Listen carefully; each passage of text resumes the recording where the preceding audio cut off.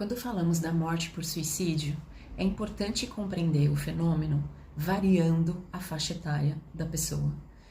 Eu acredito que numa população adulta e numa população idosa, temos que olhar o fenômeno de uma maneira multidimensional.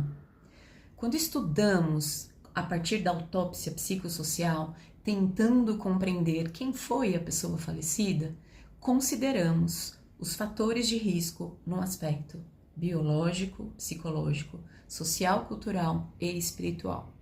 O que eu quero dizer com isso?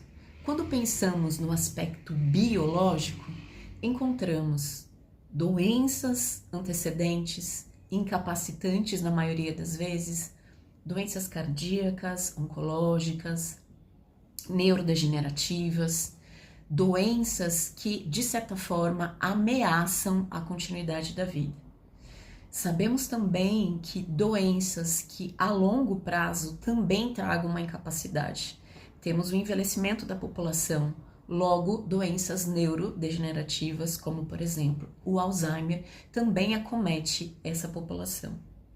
E, biologicamente falando ainda, se essa pessoa adulta ou idosa já apresentava um quadro de um transtorno psíquico, depressão, bipolaridade, esquizofrenia e principalmente se já teve uma tentativa de suicídio previamente, antes do ato da morte. Lembre-se, eu estou falando de uma metodologia que denominamos autópsia psicossocial. Essa construção, essa narrativa só é possível após a morte da pessoa. O aspecto social também se faz muito importante. Olhar, o subjetivo e o social dessa pessoa. Com quem essa pessoa residia? Como eram os vínculos afetivos? Existia alguma comunicação fazendo parte de alguma sociedade? Como era a vida econômica dessa pessoa? Existia uma queda antecedente ao momento da morte? E no aspecto emocional? Existiam traumas significativos, principalmente na primeira infância? Essa pessoa que faleceu pelo suicídio, ele vivenciou diversas perdas. E aí eu faço um adendo, que é claro que uma pessoa idosa, ela já vivenciou processos de perdas. Familiares, cônjuges, às vezes filhos, irmãos, amigos, vizinhos.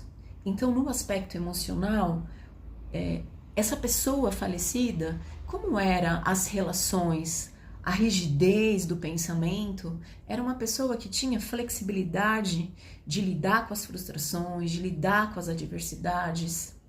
Então, tentar compreender um pouco o histórico de vida dessa pessoa.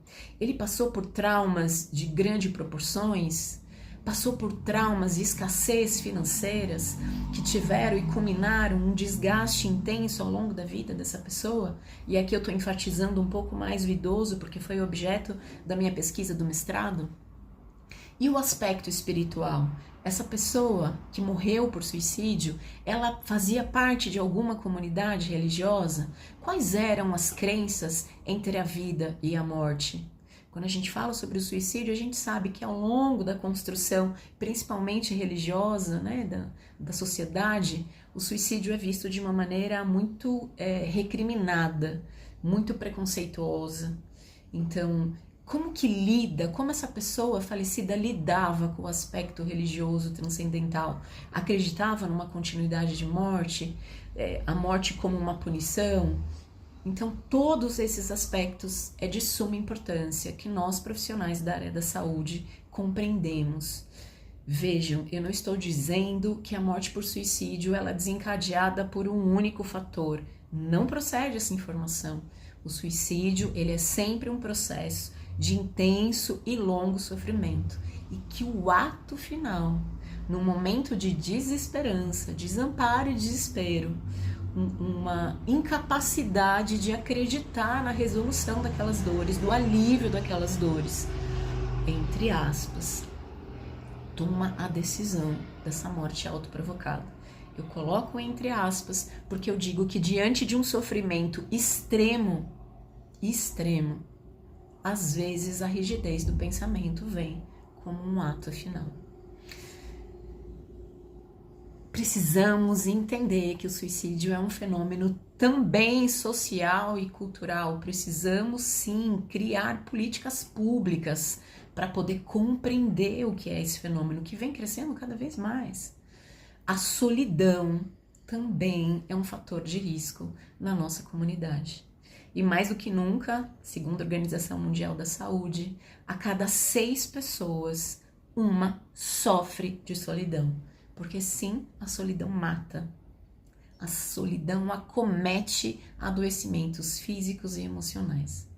Eu sou Fernanda Rezende, eu sou psicóloga clínica hospitalar, eu sou mestre em ciências do envelhecimento e eu cuido de pessoas enlutadas.